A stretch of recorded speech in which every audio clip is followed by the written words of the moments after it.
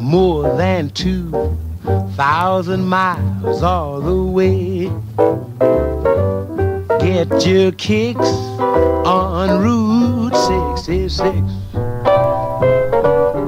Welcome back to Robbie's Drive-In here at the Cinematted Man. We're at the crawl space here, as usual. Okay, where's the camera? There it is, right here. Okay, thanks, guys. But it's nice and cool in here. It's summertime, and it's boiling hot outside, as summer should be. Oh, yeah. And we're taking a little break inside here to enjoy this wonderful summer film. You're going to love it. It's got everything. Well, maybe not everything. It's got a lot of things. It's got Mark Hamill. Yes. It's got Annie Potts. And it's got an absolutely, unbelievably beautiful and crazy custom Corvette a la 1970s. You know the movie. It's Corvette Summer. 1978. Oh, yeah. Let me put this one down here. Actually, this is Mugicha. Oh, yeah. Delicious for the summer. Oh, yeah. Corvette Summer 1978, directed by Matthew Robbins and produced by Hal Barwood, and both of them wrote the script. Not very well-known names in the directing and producing field, but they're both part of the USC Film School Mafia with George Lucas and Walter Murch and John Milius, Howard Kazanjian, you know, the rest of those guys that made up the Dirty Dozen, as they were known in USC Film School back in the 70s. You should see these guys. You talk about bad news, mean, stupid, vicious bastards. Well, I think they were getting ready to kill me. These two guys, Matthew Robbins and Hal Barwood, they both worked on films like The Sugarland Express, Close Encounters, Indiana Jones, Jaws. Oh, yeah. So all these big productions, a lot of them, their name does not appear. They're uncredited. With notable exceptions, glad to have you join us today, Dantley. But if you look at Close Encounters, Hal Barwood, the producer here and the writer of Corvette Summer, makes a cameo in Close Encounters. A cameo that I would love to do. I would love to have done this cameo. This is like the best cameo. He's one of the pilot. Actually, I think he might be the first pilot that walks out of the mothership, right? There he is! No, that's not him. At the end there. Comes up, you know, the World War II Navy pilot comes up, and then there's the project leader there, and he's, you know, he's welcoming them back, and this you know, dazed pilot just states his name and United States Navy, you know, and you hear the project leader say, "Welcome back, Navy." Yeah. You know, oh, just a great great scene. Guys love that stuff. So what happens now? You turn around and take me home? Yeah, well, of course, you know, this is Mark Hamill's film right after he did Star Wars, and this has been the subject of a lot of speculation with the accident and all that. We won't get into that, but you can clearly see he looks a bit different here than he did in Star Wars. He looks like he does in Empire and the rest of the films.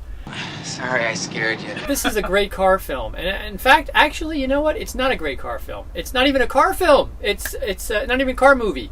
It's a love story.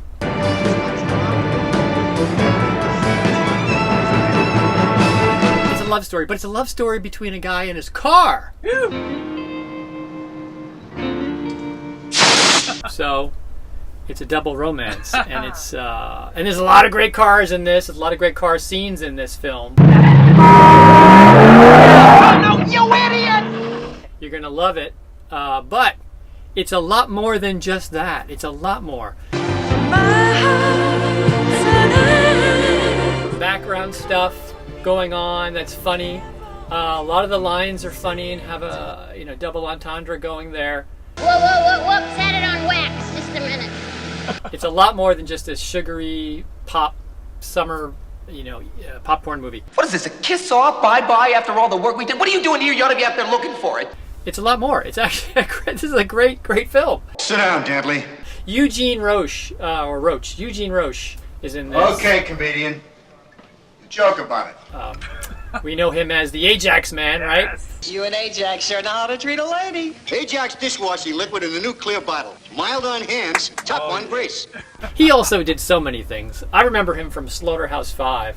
Oh. He was the, well, I don't want to ruin it, but he was in Slaughterhouse-5 in a very touching scene involving a small china cup in Dresden there as they're rummaging through the debris after the bombing. And if you know the story, you know what I mean. You know what happens. But I never forgot him after that. I always remembered him in the Ajax commercials. And I think he was the Maytag repairman, too, if I'm not mistaken. What's the difference? But I remember seeing him in that Slaughterhouse-5 scene and thinking, whoa, what? This is crazy. Here's this guy. He's like an uncle, you know, and he's in this terrible scene. Anyway, Eugene Roche plays the shop teacher in this, the auto shop teacher. Who else? Oh, Danny Bonaducci. How come we forget Danny Bonaducci? Danny Bonaducci plays Coots. Oh, yeah. In this one. Funny role there with the top hat. Brian James. Yeah. Brian James. Leon from Blade Runner. Bye-bye, little buddy. Brian James. Or Joel Levison from The Player, right? Brian James. Oh, yeah. I think everybody knows him as Leon. Hello again. No hard feelings, right? It's where I live. He's just those lines he gives in that beginning opening scene of Blade Runner. Classic. You said double or nothing? How about 4 to 1? How about 10 to 1, huh? Dickie Miller. You may not know Dickie Miller, but you know his face. You know Dickie Miller's face, Dick Miller's face. Oh, He's yeah. been in everything. Roger Corman stuff in the beginning, and then just everything. Hey, just call me Gladstone Duck. And he plays Mr. Lucky. And he is lucky. Who else is in this one? Oh, small part by Stanley Camill. $100, the whole set. What are you gonna do? Say no to a Boulevard? This New Jersey guy. Yeah. I love his voice. Maybe that's why, because I'm a New Jersey guy too, Jersey boy. And I just love that scene with the and most of them are real diamonds. You're gonna say no to a Boulevard? I just love that. What else? Who else? Oh! How can I forget? Kim Milford. Kim Milford. What can I do for you? So you Misties out there, we know him from Laser Blast. Yes. He's the guy from Laser Blast. That's okay, just a 2,000-year-old saguaro. Don't worry about it. Kim Milford. Now, we also know him from a lot of stuff. Rocky Horror Picture Show he did on Broadway, and I believe, and he had his own band called Moon. There's a full moon out tonight. There's a full moon out tonight. You know, I like the music in this film. It doesn't quite fit. I'm going to say that. It doesn't quite fit. But I love it. I love how it doesn't fit. And the guy the composer went on to do Dark Room, TV show Dark Room, James Coburn hosting that one. We've had that. Yeah. You ever see it around? Remo Williams, The Adventure Begins. Actually, The Adventure ended as well with that one film. They didn't go on to make a sequel. But Remo Williams, Last Starfighter, he did that. Every time I look up and I see a plane go over, I always think, there goes the Last Starfighter.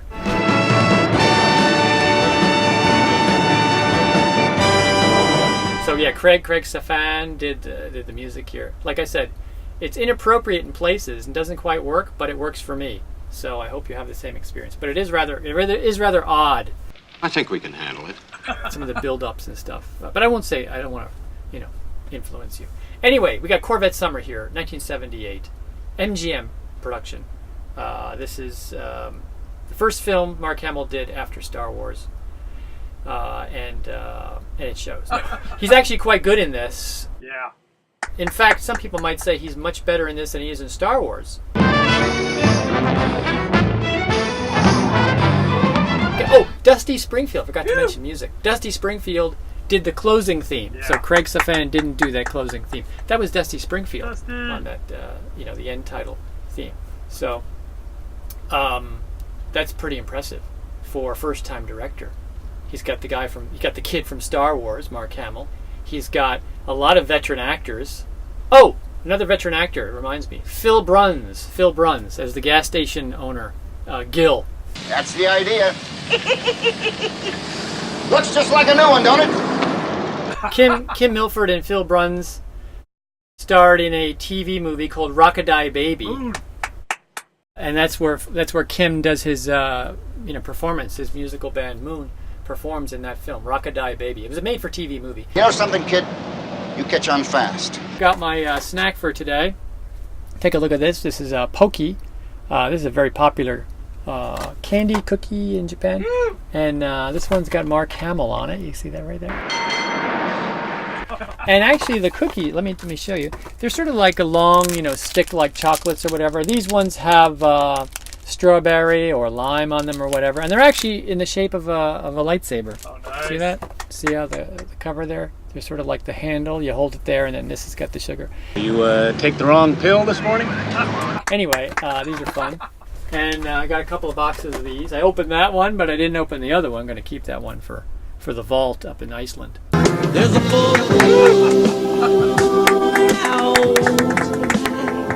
Okay, well there you have it, Corvette Summer. Let me get my drink here, and then we'll head into the. Oh wait, hold on. Got an incoming call here. Men's room. Tonight on ABC, the Fonz takes a cruise on the Love Boat when Henry Winkler stars. Then it's Double Trouble for Hardcastle and McCormick, followed by Webster. Then a special ABC presentation starring Kim Milford and Phil Bruns, Rock-a-Die Baby, followed by MacGyver. It all starts at 9, 8 Central on ABC. All right. Thanks a lot for that. Thank you, Ernie. All right. The great Ernie Anderson. Okay, you never know what you're going to get on this thing. Anyway, got our drink here. You said to get Cokes. I got them right here. We're going to enjoy wonderful, wonderful summer film, Corvette Summer, 1978 MGM. Yeah. Mark Hamill, Yeah. Annie Potts, Eugene Roche, and a host of wonderful actors that you've seen a million times in a million TV shows and films. And this the great Van Nuys Boulevard, the great cruising area of the 70s. A little bit of Las Vegas in there as well. So let's go enjoy, and you have a great day. And stay cool, and use a fan or something. All right, we'll catch you later after the film. Ciao, ciao.